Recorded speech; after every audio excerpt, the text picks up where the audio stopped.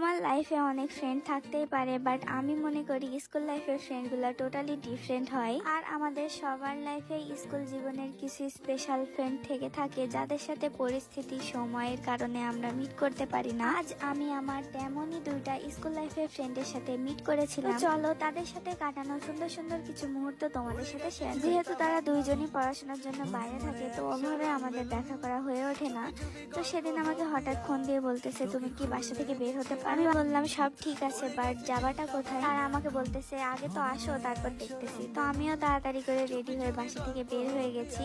দেন এখানে আমার একটা ফ্রেন্ড চলে এসেছে। এখানে আসার পর হঠাৎই প্ল্যান হয় যে আমরা মুজিবনগর যাব। তো সেই মোতাবেক আমরা দুজনে একটা ভ্যান গাড়ি নিয়ে নিয়েছি। দেন কিছুক্ষণের মধ্যে আমরা মুজিবনগর চলে আসি। এখানে আমরা আমাদের আরেকটা ফ্রেন্ডের জন্য ওয়েট করতেছিলাম। আমরা স্কুল লাইফে মোট 3জন বেস্ট ফ্রেন্ড ছিলাম। তার মধ্যে এই বেটি সবকিছুতেই লেট করে। সে যাই হোক, ফাইনালি সে চলে এসেছে। এবার আমরা 3জন ভিতরের দিকে যাচ্ছিলাম। এখান থেকেই ঢং স্টার্ট হয়ে গেছে, তোমরা জাস্ট দেখতে থাকো। তো কিছুক্ষণ হাঁটার পর আমরা একদম ভিতরে চলে আসি। এখানে আসার পর আশেপাশে আমরা খাওয়ার মতো কিছুই দেখতে পাচ্ছিলাম না। তো ফাইনালি আমরা একটা চায়ের দোকান দেখি, ওখান থেকে আমরা 3 কাপ চা নিয়ে নিই। সত্যি বলতে এই টাইমে আমাদের এটারই প্রয়োজন ছিল। তারপর আমরা 3জন এখানে চা খাচ্ছিলাম আর অনেক আড্ডা দিচ্ছিলাম। আমরা সকলেই চাই যে আমাদের লাইফে এমন কিছু ফ্রেন্ড থাকুক যাদের সাথে আমাদের কোনোদিনই বিচ্ছেদ হবে না, বাট কেন জানি বিচ্ছেদটা ফ্রেন্ডশিপে বেশি হয়। তো সে যাই হোক, কথা বলতে বলতে আমাদের চা খাওয়া শেষ। দেন আমরা ওই মামার সাথে আরো 3টা চিপস নিয়ে নিয়েছিলাম। দেন এক সাইডে বসে বসে গল্প করতেছিলাম আর চিপস খাচ্ছিলাম। এখানে আমরা প্রায় ঘন্টাখানিক বসেছিলাম, অনেক অনেক অনেক বেশি গল্প করেছি।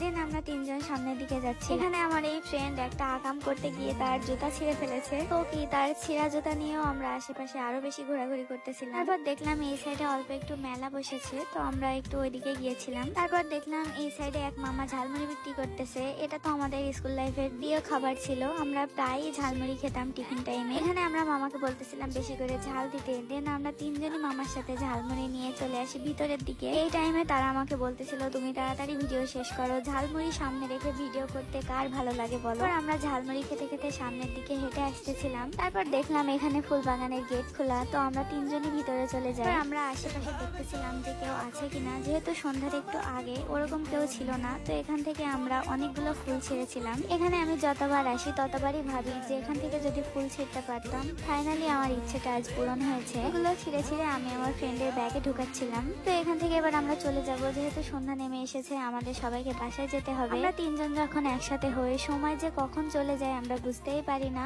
মনে হচ্ছে এই তো একটু আগেই আসলাম, এর মধ্যেই সন্ধ্যা নেমে আসলো। কি আর করার, সময় তো কারোর জন্য থেমে থাকে না। এখানে আমরা আরো একটু মেলা দেখতেছিলাম। তারপর আমার এই ফ্রেন্ড বাসায় চলে যায়। আমরা 2জনে একটা অটো নিয়ে নিই।